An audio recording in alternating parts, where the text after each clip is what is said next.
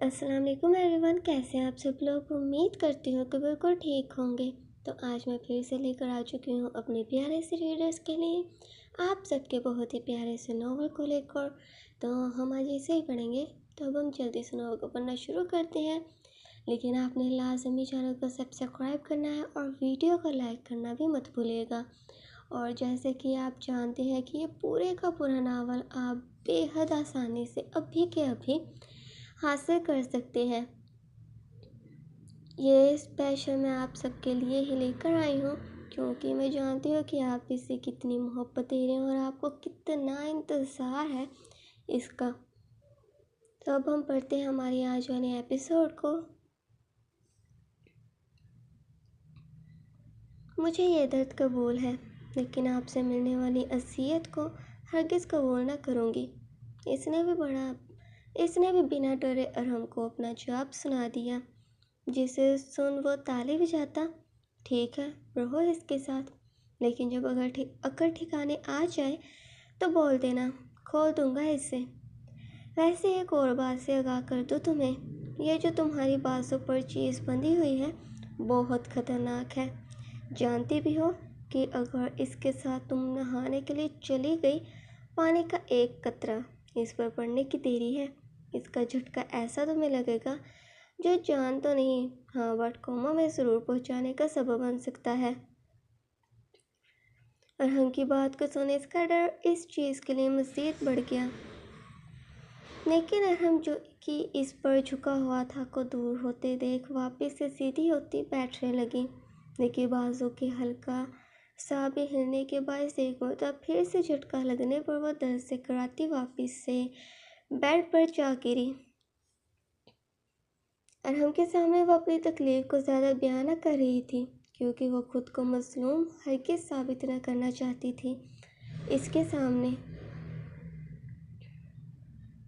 لگتا ہے کہ میرا اثر ہونا تم پر شروع ہو چکا ہے، تبھی تو ضد پر اڑ چکی ہو تم، لیکن کوئی بات نہیں، جو تمہارے سامنے کھڑا ہے ارحم رانا نام ہے اس کا، جو کہتا ہے وہ کرتا ہے، اور تم سے کہہ چکا ہوں کہ میرے اگر تم ہی ہار مانے منت کرو گی تو پھر ایسا واقعے میں ہوگا، وہ بھی بہت جلد۔ ابھی تو 10 منٹ بھی نہ گزرے ہیں اور تمہاری حالت دیکھو، مزید کچھ گھنٹے بھی تم سے گزار پانے بے حد مشکل ہے۔ خیر چکھ لو اس مزے کو بھی، شوق جو ہے تمہیں، لیکن ایک بات کان کھول کر سن لو میری، جتنی لیٹ تم کرو گی اتنا ہی میرے اندر تمہارے لیے غصہ بڑھتا رہے گا، جسے بھگتنا بھی تو تمہیں کو ہی پڑے گا، تو ہر طرف سے پرابلم تمہیں کو ہونے والی ہے۔ ارحم کے یوں اسے ڈرانے کا مقصد صرف یہی تھا کہ وہ پہلے سے ہی ہتھیاروں کو پھینک کے اس کی ہر بات کو قبول کر لے، لیکن وہ اب کی مرتبہ ایسا ہرگز نہ کرنا چاہتی تھی۔ اسی وجہ سے بغیر اس کی کسی بھی بات کا جواب دیے اس نے اپنے چہرے کو پھیر لیا اور ارحم صنم کو خاموش دیکھ اپنی جینس کی پاکٹ میں ہاتھ ڈالتا کمرے سے باہر نکل گیا، کیونکہ اسے معلوم تو تھا کہ جیتے گا تو وہی۔ ارحم کو جاتے ہی صنم بہت مشکل اپنے بازو کو پکڑے بنا ہلائے وہ تکیے پر سر رکھے لیٹ گئی۔ اگر ایسی ہی بات ہے تو پھر ٹھیک ہے، ہمیشہ سے وہ مجھے یوں ٹارچر کرتا ہے، میرے ہی منہ سے میری رضامندی کو سنے، تو پھر میں بھی اب چاہے کچھ بھی ہو جائے اسے تو ہرگز نہ جیتنے دوں گی۔ اس کے دل میں کہیں نہ کہیں اس بات کا ڈر ضرور تھا کہ کہیں وہ ہار نہ مان جائے، اسی وجہ سے بار بار وہ خود کو تسلی دینے کی خاطر ایک ہی بات بولے جائے۔ امی کوئی بات نہیں، ابھی 9 ہی تو بجے ہیں، بس ابھی 5 منٹ میں بسکٹ لیے آ جاؤں گی، پلیز مجھے جانے دیں۔ آپ جانتی ہیں نا کہ چائے کے ساتھ بسکٹ کھائے بغیر مجھے نیند تک بھی نہ آتی ہے۔ انوشکا تو کیوں ضد کرنے لگی ہے، میرے بچے صبح 2 بسکٹ لے لینا اپنے ابو کے ساتھ جا کر، لیکن بس اب ضد نہ کر، دیکھ رہی ہے نا کہ آج کل کا ماحول کیسا ہے، اور یوں رات کے وقت تیرا اتنی دور بسکٹ لینے کے لیے جانا درست نہیں، ہماری تو گلی کی بتی بھی نہیں ہے، اندھیرا چھایا رہتا ہے۔ انوشکا کی والدہ اپنی بیٹی کو سمجھانے میں مصروف ہو گئی۔ تاکہ وہ بچی ضد نہ کرے۔ امی آپ کیا بول رہی ہو؟ میں پہلی مرتبہ تھوڑی نہ جا رہی ہوں، اور بس سڑک پار کیے تو دکان ہے، اور اس وقت رش بھی تو ہے، تو پھر آپ اتنا کیوں ڈر رہی ہیں؟ آپ تب تک چائے بناتی رہیں جب تک میں بسکٹ نہ لے آؤں، کیونکہ آپ جانتی ہیں کہ چائے اگر 2 منٹ میں بھی ویسے پڑی رہے تو ملائی آ جاتی ہے اس پر۔ میرے گھر میں واپس آنے کے بعد ہی آپ نے چائے کو کپ میں ڈالنا ہے۔ انوشکا کے یوں اپنی ماں کو ہدایت کرنے پر اچھا ٹھیک ہے، میری ماں روزانہ تو یہی کہتی ہے، لیکن دھیان سے جانا، اللہ تجھے اپنے حفظ و امان میں رکھے۔ دعا پڑھے وہ اس پر پھونک مارتی اسے جانے کا کہا،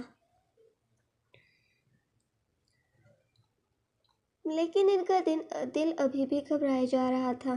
وہ آج انوشکا کو کہیں پر بھی جانے نہیں دینا چاہتی تھی، لیکن یوں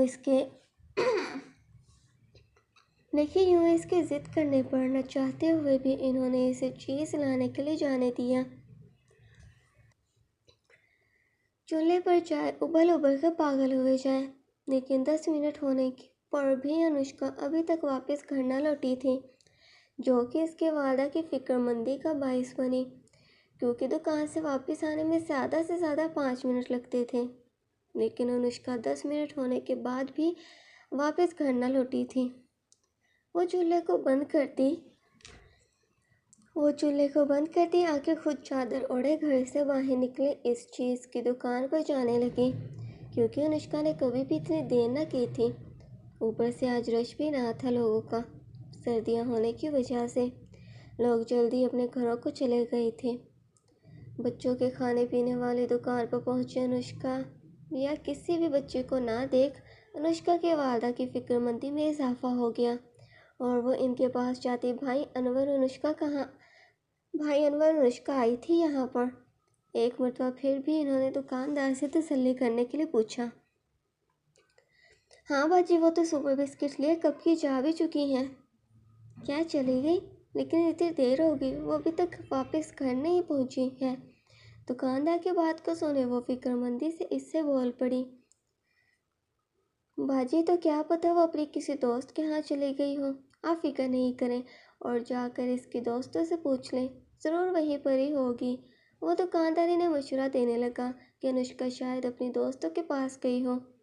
دکاندار کی بات کو سنے انوشکا کی ماں اندھا دھند بھاگتی سڑک کو پار کیے واپس اپنے محلے میں آئی۔ انوشکا کو کی سبھی دوستوں کے گھروں کے دروازے کو کھٹکھٹاتی ان سے پوچھے جائے، لیکن سبھی کی مائیں یوں انوشکا کی والدہ کو پریشان دیکھ، وہ تو ہمارے پاس نہیں آئی، بلکہ ہماری بچیاں تو سو بھی چکی ہیں۔ اپنی بچی کو کہیں پر بھی نہ پا کر انوشکا کی ماں کی فکر مندی سے جان جانے لگی کہ آخر اس کی بچی گئی تو گئی کہاں؟ اس وقت رات کے پہر، وہ بھی گھر کے بالکل قریب سے، وہ کہاں پر چلی گئی؟ یہ سب باتیں ان کی جان لینے کا باعث بن رہی تھی۔ اپنے روم میں آتا ایک نظر صنم پر ڈالے جو کہ ساری رات ایک ہی سٹائل میں لیٹی ہوئی تھی، کیونکہ اس کے ہلنے جلنے سے بھی جو کرنٹ اسے لگتا تھا، اسے برداشت کر پانا بے حد مشکل ہوتا۔ اس کے لیے اسی باعث وہ ایک ہی طریقے سے لیٹی رہی، لیکن نیند کا آنا شاید اس کے لیے مشکل تھا، کیونکہ اس چیز کے ہمراہ سکون سے سو پانا بے حد مشکل تھا۔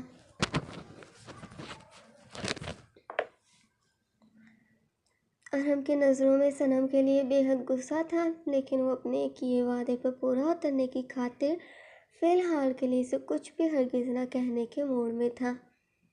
لیکن صنم ارحم کو کمرے میں آئے دیکھ آہستہ سے بستر پر بیٹھتی مجھے موبائل چاہیے کی ڈیمانڈ کر دی، جسے ارحم نے مکمل طور پر اگنور کیا اپنے کپڑوں کو وارڈروب میں سے نکالنے لگا۔ نہ جانے کیوں صنم نے ڈیمانڈ کی تھی موبائل کی، شاید اس وجہ سے کیونکہ ارحم اب اس کے قریب تو نہیں آ سکتا، اسی وجہ سے جو کچھ بھی اسے چاہیے وہ ابھی مانگ لے۔ ایکسکیوز می، آپ سے ہی کچھ کہہ رہی ہوں، مجھے موبائل چاہیے، امی سے بات کرنی ہے مجھے، وہ بڑے ہی رعب سے اب کی مرتبہ بولی۔ کیونکہ ارحم نے اس کی بات کو اگنور جو کیا تھا۔ تمہاری کیا اتنی سی عمر میں بھی اتنی ہی یادداشت کمزور ہو چکی ہے جو اس بات کو بھی بھول چکی ہو کہ میں تبھی کسی کا کام کرتا ہوں جو بدلے میں کوئی مجھے بھی کچھ دے، اور تمہارے پاس ایسے تو کچھ بھی مجھے دینے کے لیے ہے نہیں۔ ہاں لیکن جو دے سکتی ہوں ہاں لیکن جو دے سکتی ہو اس کے لیے تو ڈرامہ شروع ہو جاتا ہے۔ تبھی تو یہ بازو کو باندھے پھر رہی ہو تم۔ ابھی بھی ارحم کے دماغ میں وہی بات چل رہی تھی۔ تو آج کے لیے اتنا ہی، چینل کو سبسکرائب کرو، ویڈیو کو لائک کرنا بھی مت بھولیے گا، اور جیسا کہ میں نے آپ سے کہا کہ یہ پورے کا پورا ناول بہت ہی آسانی سے حاصل کر سکتے ہیں۔